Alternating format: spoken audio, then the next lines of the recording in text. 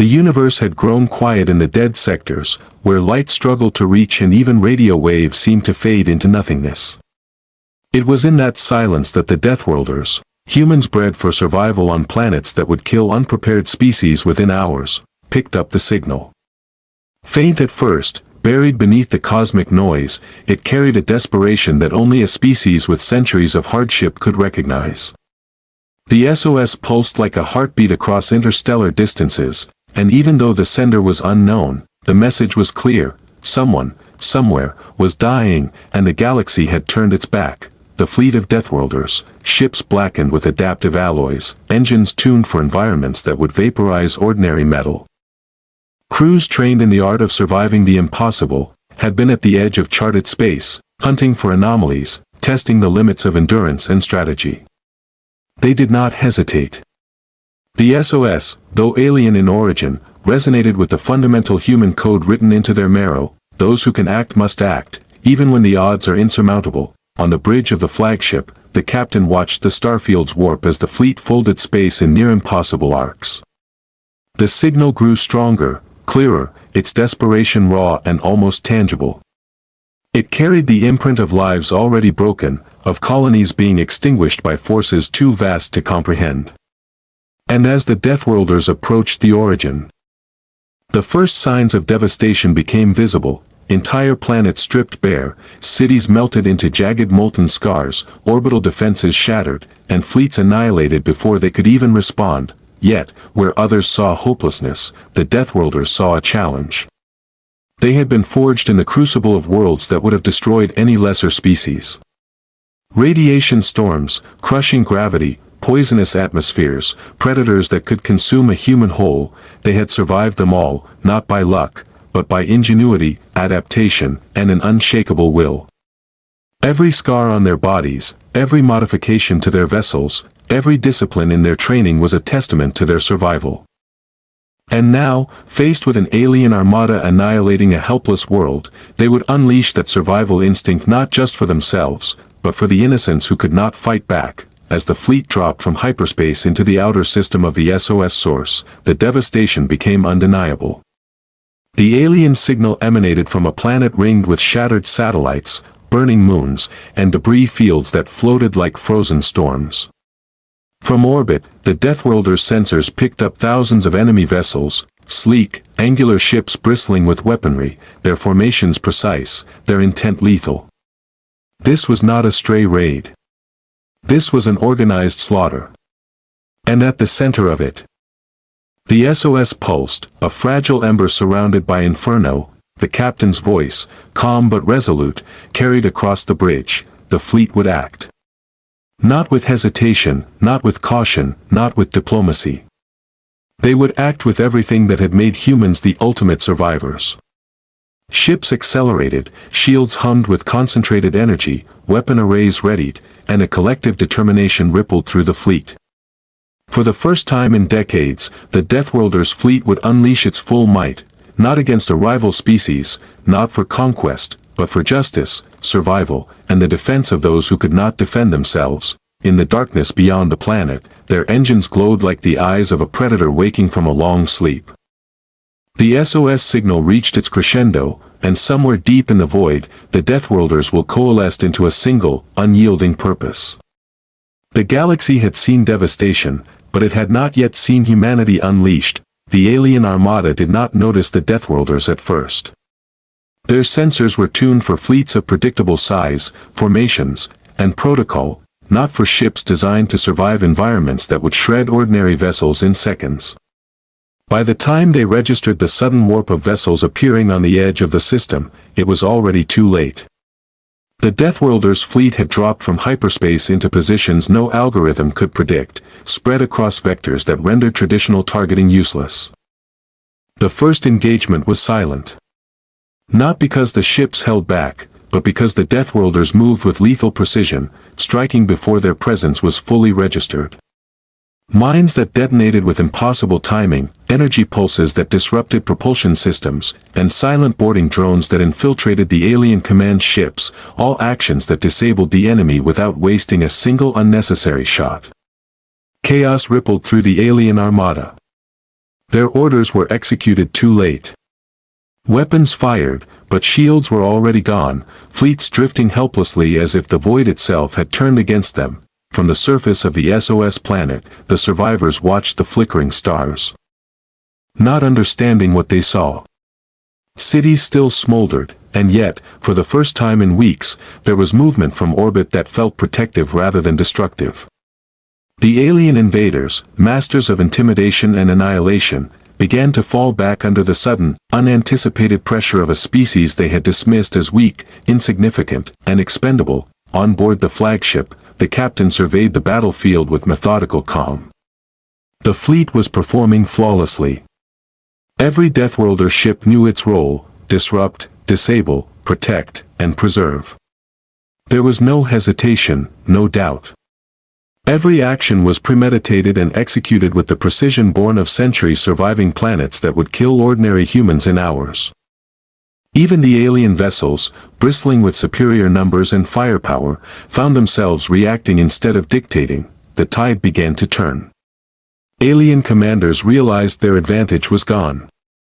Fleets meant to crush civilizations were being torn apart from within, their tactics anticipating nothing of the Deathworlders' strategies. Systems overloaded. Shields collapsed. Engines flared and sputtered. The SOS signal pulsed again, a fragile beacon growing stronger as the Deathworlders' presence reinforced hope. Moments of quiet punctuated the chaos. Sensors flickered with anomalies, radiation bursts from destroyed alien weaponry, debris drifting through void like frozen fire, and the faint, almost imperceptible sound of engines that could survive anything. The survivors on the planet could feel it, a subtle hum beneath the soil, beneath the rubble, beneath the fear. Humans had arrived. The Deathworlders did not shout victory. They did not celebrate. They simply continued their advance, tactical strikes rippling across the alien formations. Every disabled vessel, every interference pulse, every shattered command center sent a clear message to the galaxy: humans are not passive observers. Humans are not helpless. And when someone cries for help, humans do not wait, they act. The alien armada attempted to regroup, forming defensive clusters and attempting to predict the next strike. But prediction was impossible. The Deathworlders moved like a single entity, each ship aware of every other, every maneuver calculated, every vector lethal. The SOS signal continued to pulse, and with each pulse, the will of humanity, hardened by worlds that had tried to destroy it, flowed into action.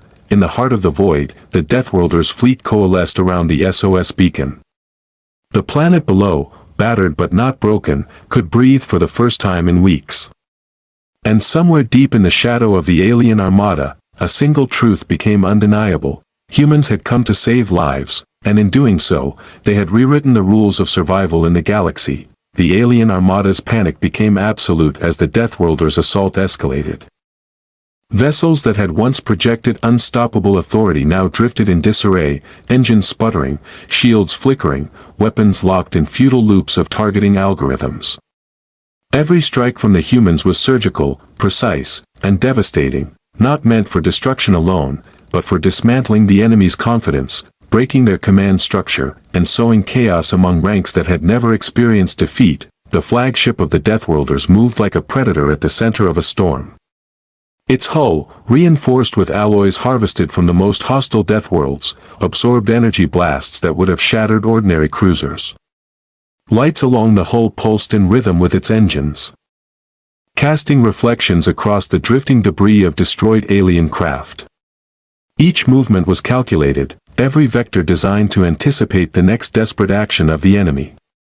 Even the void seemed to bend to the ship's presence, gravity subtly twisting as if recognizing the inevitability of the humans' advance. Below, on the SOS planet, the survivors watched the alien fleet falter. Fires along the horizon still glowed, but the fear that had gripped hearts for weeks began to shift into awe. Humans, creatures they barely understood, were confronting the enemy with a blend of cunning, resilience, and brutality they could never have imagined. Children clutched remnants of belongings while soldiers and citizens alike stared upward. Witnessing the impossible, salvation arriving not in whispers, but in calculated, unyielding force, the alien commanders attempted to adapt, shifting their formations into tighter clusters, deploying defensive arrays, and overcharging weapons. Yet each measure was anticipated. Mines were disabled mid-detonation. Energy pulses were diverted harmlessly into space. Boarding drones intercepted alien boarding parties before they could breach hulls. In every instance, the Deathworlders' experience on worlds that should have killed them guided every action, turning what seemed like desperation into tactical perfection. Moments of quiet punctuated the battle. Sensors hummed with readings of anomalies. Debris drifted silently through the void, and the SOS beacon continued to pulse, a fragile, steadfast reminder of the lives at stake. And through it all, the humans did not waver. They did not hesitate. Every strike was both measured and merciless, a reflection of centuries of survival against impossible odds. The aliens' largest vessels began to falter. Command bridges cracked under pressure, engines overloaded, and weapon systems failed one by one. Fear coursed through the crews, fear they had never felt before. And yet, even in chaos, the Deathworlders did not gloat.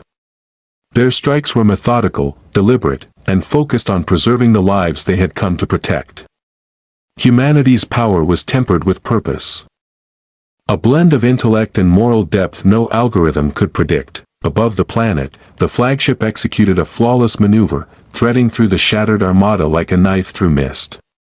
Its presence inspired the rest of the fleet, each ship acting in perfect synchrony, creating a web of coordinated strikes that left no alien vessel untouched.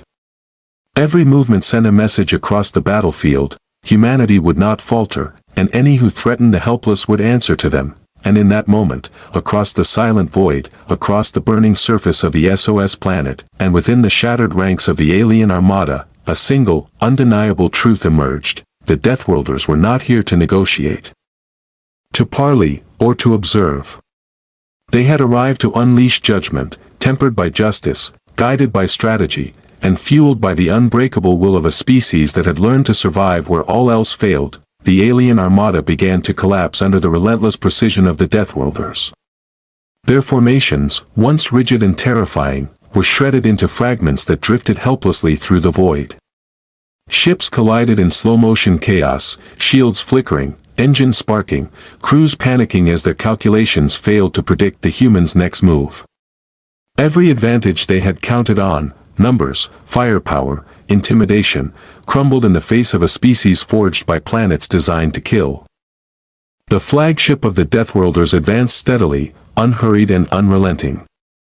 Its hull gleamed with dark adaptive alloys, constellations of faint blue energy crawling across the surface like veins of living light. Weapons arrays glowed, not in anticipation of unnecessary destruction, but in readiness to protect, disable, and dominate with surgical precision. Its engines pulsed like a heartbeat, resonating through the void and across the planetary surface, a silent declaration that humanity had arrived. On the SOS planet, survivors dared to move, peeking from the ruins of their shelters.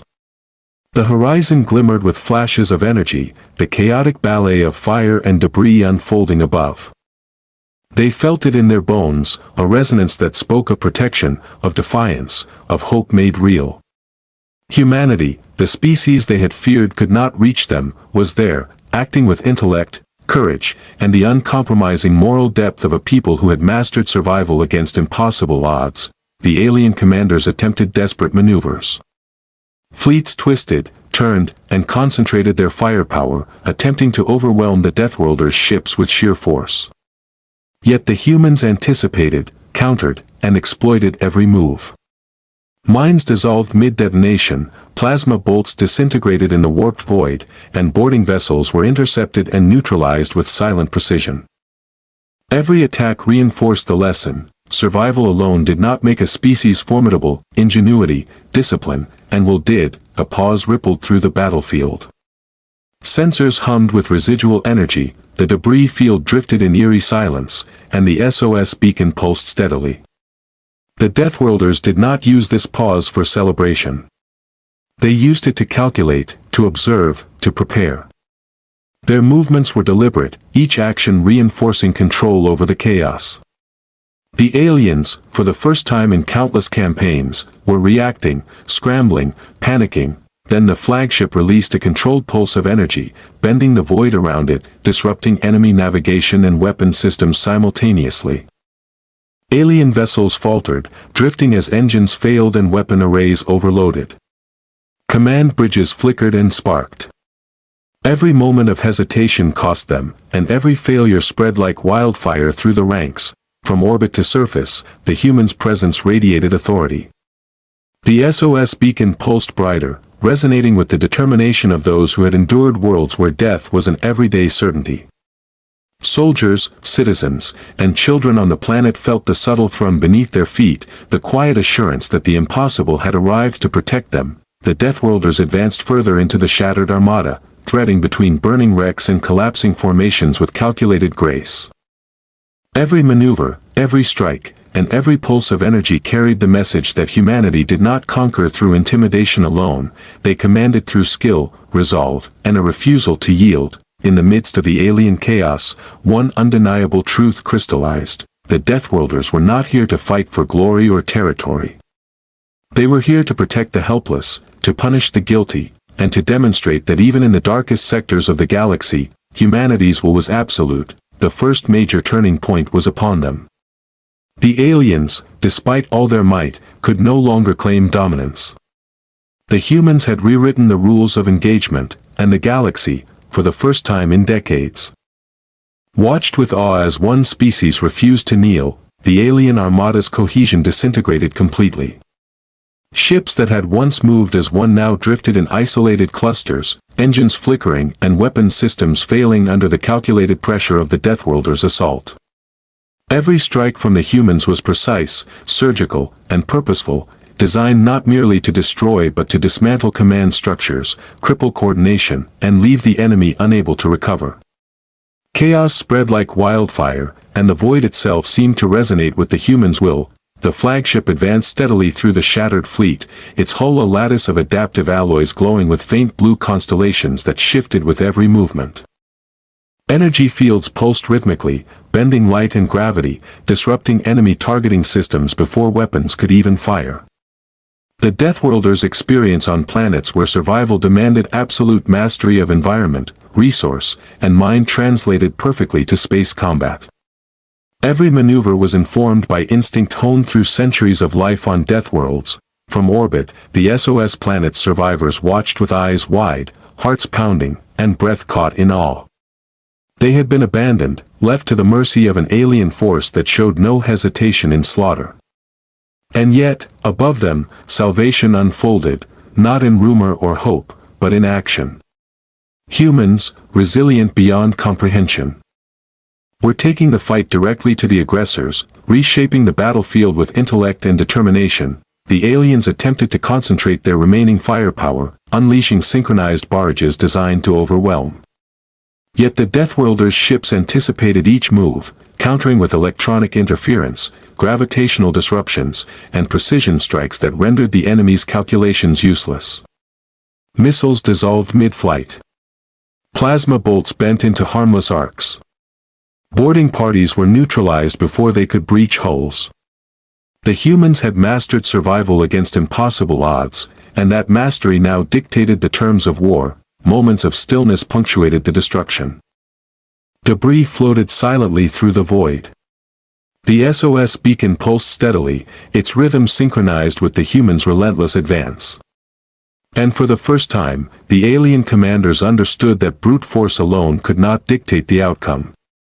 Their fear grew, not of the humans' weapons, but of their discipline, intelligence, and unyielding resolve. The flagship executed a daring maneuver through the heart of the armada, threading between wrecks and disabled vessels, projecting authority rather than chaos. Each move inspired the rest of the fleet, which acted with flawless coordination, striking where needed and holding back when precision demanded restraint. The message was clear: humans would not simply fight, they would endure, adapt, and overcome. Above the planet, the survivors felt the subtle resonance of the humans' approach, a vibration that spoke of protection and the certainty of survival. They dared to hope, witnessing a species that had been dismissed as weak demonstrate that even the most impossible odds could be overturned. The alien armada's final attempt at organized resistance faltered. Engines failed, weapons overloaded, and command bridges sparked as if reality itself had shifted against them. The Deathworlders pressed forward, their actions deliberate and unrelenting. They were not seeking glory, they were asserting a fundamental truth: those who threaten the defenseless will answer for their deeds. And humanity's will is inexorable. The first decisive blow that would seal the battle's turning point loomed. In the shadows of the shattered fleet, the Deathworlders prepared to demonstrate the full measure of their ingenuity, discipline, and moral resolve.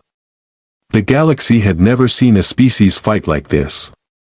And for those witnessing the war unfold, hope, tempered by awe, blazed brighter than any weapon. The alien armada's remnants scattered like shadows fleeing a rising sun. Ships that had once projected unstoppable authority now drifted in broken formations, crippled, confused, and leaderless. Engines sputtered, weapons shorted out, and crews scrambled helplessly as the Deathworlders advanced with relentless precision. The flagship glided through the void like a predator at the center of a storm, its adaptive hull glowing with living blue constellations that pulsed with the rhythm of its engines, a silent heartbeat of inevitability. The SOS planet below still smoldered, but its people looked up and saw salvation manifest in steel and light. Every flash of energy, every calculated strike, every maneuver executed with deadly grace told them the truth: humans did not come to negotiate. Humans did not come to hesitate. Humans came to endure, to protect, and to punish those who preyed on the helpless. The faint hum of the flagship's engine seemed to resonate through the planet itself, reaching the hearts of survivors and filling them with hope they had not dared to feel for weeks. The alien commanders made one final attempt at coordination, concentrating their remaining firepower into a synchronized assault. Massive plasma lances flared, kinetic projectiles surged, and energy grids charged with the intent to annihilate. But the Deathworlders anticipated every vector. Shields bent, weapons were deflected, and energy pulses fractured mid-flight, leaving the alien assault impotent. For every strike they delivered, humanity had already countered twice over, leveraging every advantage born of millennia surviving worlds that should have destroyed them. The flagship paused above the wreckage, observing, calculating, asserting dominance not through aggression alone but through presence, intent, and unbreakable will. The fleet behind it moved as one, each ship in perfect synchrony, turning even the remnants of chaos into an ordered front of human resolve. The aliens' attempts at regrouping crumbled in real time, their calculations failing against a species that did not rely solely on brute force but on ingenuity, discipline, and moral clarity. The survivors on the SOS planet felt it, the subtle vibration, the unseen assurance, the pulse of protection sweeping through the atmosphere. For the first time in weeks, they dared to breathe freely. Humanity had arrived. Humanity had acted. And humanity had made the galaxy pay attention, as the flagship's engines flared one last time. Bending light and space around its hull, the remaining alien vessels broke and fled, their dominance shattered, their arrogance undone. The humans had not revealed their full strength, they had shown only enough to enforce survival, justice, and defiance. The galaxy had glimpsed the edge of what it meant to underestimate humanity. Above the SOS planet, survivors emerged from shelters, their eyes reflecting the glow of the Deathworlders' fleet. Children laughed cautiously, soldiers straightened, and entire cities exhaled in collective relief. The battle had been won, not by luck or mere firepower, but by the unyielding will of a species forged in Deathworlds and sharpened by adversity. And in the silent expanse of the void, a message resonated beyond engines, shields, or weapons. Humans had arrived, and nothing would ever again assume they could be ignored.